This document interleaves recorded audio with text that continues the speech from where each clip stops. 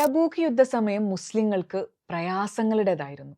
ഒരു സൈന്യത്തെ ഒരുക്കാനുള്ള ഒന്നും നബി സല്ലല്ലാഹു അലൈഹി വസല്ലമയുടെ പക്കലില്ലാത്ത സമയം. സമ്പന്നരോട് ദരിദ്രരായ മനുഷ്യരെ സഹായിക്കാനും സാധാരണക്കാരോട് സ്വന്തമായി യുദ്ധത്തിനൊരുങ്ങാനും നബി ആഹ്വാനം ചെയ്തു.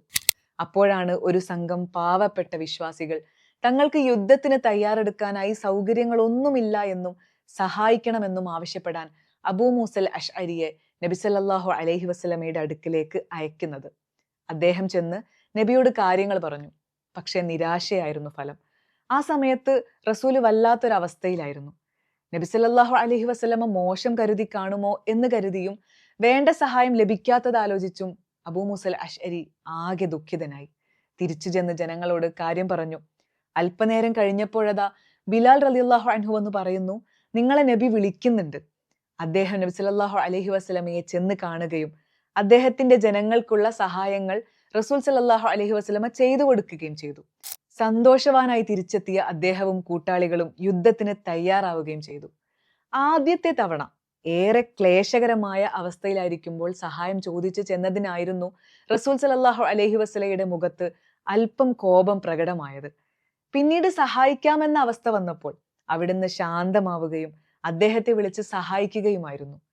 ദേഷ്യപ്പെടുമ്പോൾ മനുഷ്യൻ പലപ്പോഴും സ്വന്തം നില മറന്ന് പലതും പറയുകയും പ്രവർത്തിക്കുകയും ചെയ്യും. സ്വന്തം നിയന്ത്രണത്തിലാവില്ല ആ സമയത്ത്. പക്ഷേ ദേഷ്യപ്പെട്ട സമയത്ത് പ്രവർത്തിച്ചു പോയതിന് പിന്നീട് സ്വബോധത്തിലേക്ക് തിരിച്ചു വരുമ്പോൾ പ്രായശ്ചിത്തം ചെയ്യുന്നവനാണ് ശരിക്കു വിവേകി. അതിലൊരു മടിയും കാണിക്കരുത്. നബി സല്ലല്ലാഹു അലൈഹി വസല്ലമയുടെ മേൽപ്പറഞ്ഞ സംഭവം വിരൽ ചൂണ്ടുന്നത് അതിലേക്ക് കൂടിയാണ്. മൂസാ നബിയുടെ ജീവിതത്തിലും സമാനമായൊരു സംഭവം കാണാം. തന്റെ സമുദായം പശുവിനെ ആരാധിക്കുന്നത് കണ്ട് കോപിഷ്ഠനായ അദ്ദേഹം തൗറാത്ത് രേഖപ്പെടുത്തിയ ഏടുകൾ നിലത്തെറിയുകയുണ്ടായി. കോപം മാറിയ ഉടനെ അദ്ദേഹം ആദ്യം ചെയ്തത് ആ ഏടുകൾ കയ്യിലെടുക്കുകയായിരുന്നു. ഖുർആൻ ഇക്കാര്യം വിശദമായി പറയുന്നുമുണ്ട്.